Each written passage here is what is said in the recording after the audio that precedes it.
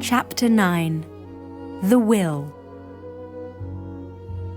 Back at the castle, Rodolfo immediately went to tell his old mother the news, and they all gathered around the fire while Alfred read the will, translating it for Ernest as he went. In this my last will and testament, I wish to undo a wrong I committed many years ago. I married a good and kind woman below my position, my excuse being that, like all men, I needed human warmth and comfort. My greatest crime was being ashamed of it, and never recognizing the fruit of that marriage, my son, Rodolfo. In this will I ask his forgiveness and leave everything to him, declaring that he has the right to call himself Count Dracula. As for my firstborn, the unfortunate Radu, I know that Rodolfo will take care of him as long as he lives. I have taken this will to my grave, with the knowledge that if it is ever found, it will be because the Dracula name has been cleared of all the lies spread by that evil Dr. Lover, Magorski. I wish to thank Alfred Sackville-Jones and Lord Ernest de Bois for helping my son Rodolfo to get what is rightfully his. I can now rest in peace. Count Vlad Dracula. Alfred looked up from the handwritten letter with the Dracula seal and the Count's elaborate signature at the bottom. Well, Rodolfo, old fellow, we shall have to call you Count from now on.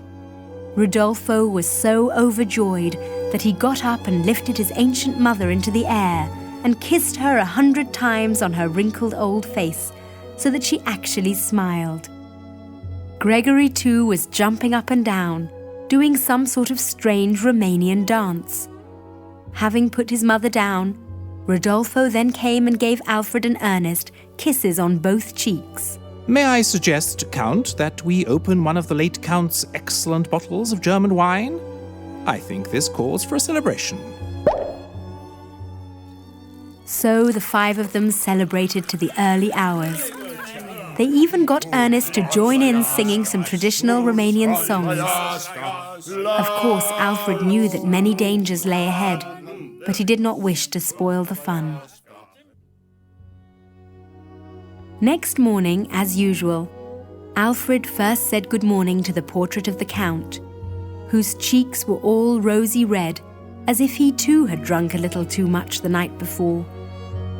Then he looked out of the window over the castle walls, across to the river, and down Dracula Valley.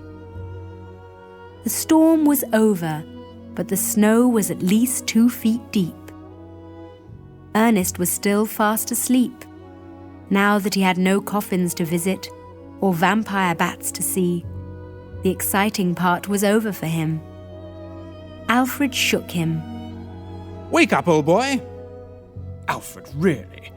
Why do you always have to interrupt my dream at the most exciting moment? I can see I'll never get to the end. Come on, we've got a long day ahead of us. First, we've got to bring these documents to the authorities, and I'm sure that the doctor's men are already on the road and will probably do anything to stop us. The snow was too deep for the carriage, so Rodolfo rode Warrior, while Alfred and Ernest took a carriage horse each. As they were not sure that they would be returning to the castle, they took a bag full of their belongings and said goodbye to Mania and Gregory, who both had tears in their eyes.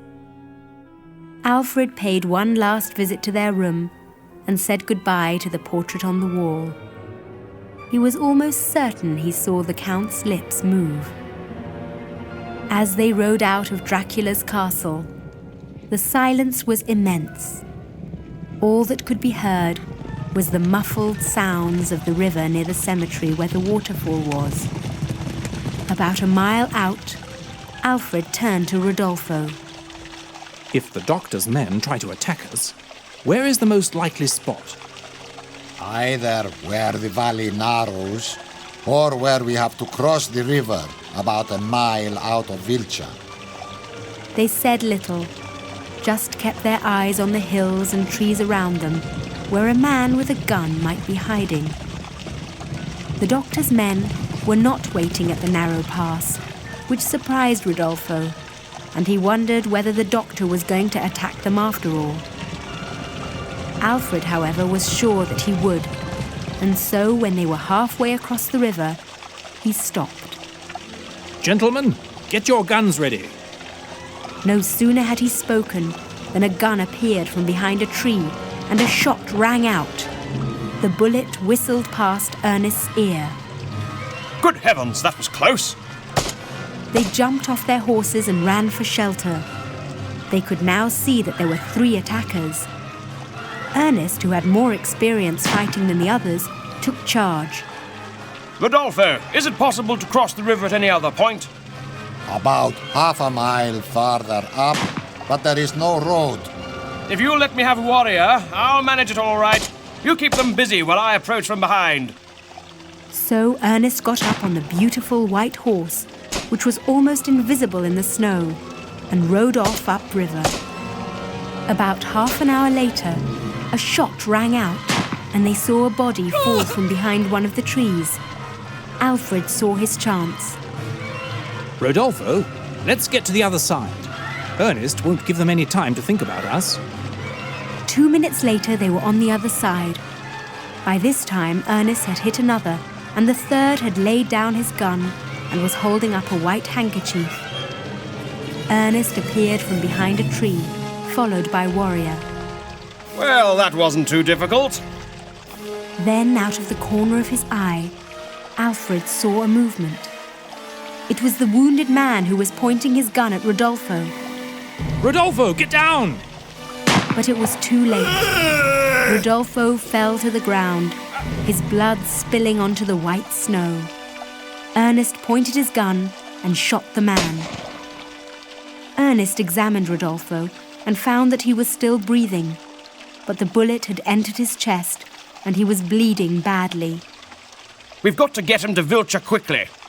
Alfred, throw the men's guns into the river and get that man to put the dead men onto a horse. Then let's get going. They reached Vilcha about 20 minutes later. Ernest held Rodolfo in his arms and rode into Vilcha on Warrior. At the first inn, they got Rodolfo onto a bed, and Ernest set to work, trying to save his life. 2 hours later, Ernest had managed to get the bullet out and the wound dressed. Alfred looked on in admiration. I had no idea you were such an expert, dear boy. Oh, did I never tell you I studied medicine for 2 years before turning to archaeology? You know, I think I would have made quite a good doctor. I suppose it's all that blood you like, dear fellow. What are Rodolfo's chances of pulling through? Oh, he'll live. But it may take a few days before he can get back onto his feet. Suddenly they heard Rodolfo's voice. Sir Alfred, get the mayor and the police chief to come. I want witnesses. Straight away, old fellow. Seeing Ernest's bare and bloody arms, Rodolfo realized that it was he who had saved his life. Lord Ernest, I now owe you a life. How can I repay you? One day, Count, I'd like to spend some time at the castle, just going through the archives. Would that be all right? Anything, Lord Ernest. Anything. Half an hour later, the mayor and the police chief arrived, and the documents were formally handed over. It was now up to the authorities to deal with Dr. Mogorski. Alfred was thinking. It looks as if our job is over, Ernest, old fellow. I'd really love to see those vampire bats again. Can't I go with the police to arrest the doctor? First of all, we don't know where the doctor is. He's probably hiding by now. And his main aim now will be to kill us, not Rodolfo, before we get back to England and publish everything. Quite so, old boy. Rodolfo's in good hands, so I suggest we get out of here as quickly as possible. We have a long journey ahead of us. I'm going to miss this place, Alfred, old fellow. It suits me.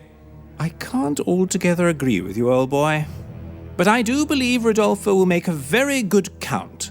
I always thought he was a very solid chap.